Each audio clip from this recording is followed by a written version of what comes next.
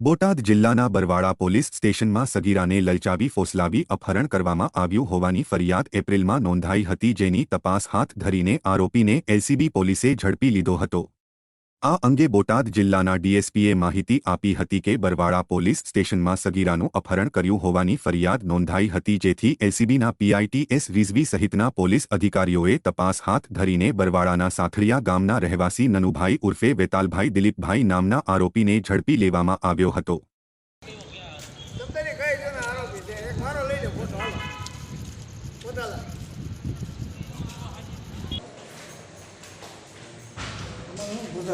हाँ थोड़ा घूमो जो हो गया यार तो कहीं जगह नहीं हुआ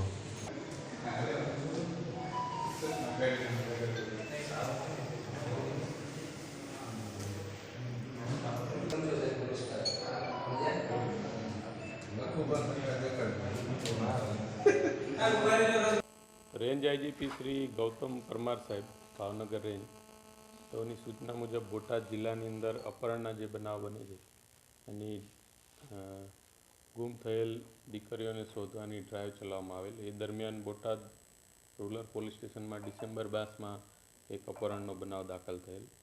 रूरल पोलीस स्टेशन टीम द्वारा आरोपी सचिन हेमुभाई वाघेला રહેવાસી ઉતેળિયા તાલુકો ધોળકા ને અમદાવાદ ખાતેથી ધરપકડ કરી અને આગળની કાર્યવાહી શરૂ કરવામાં આવેલ છે।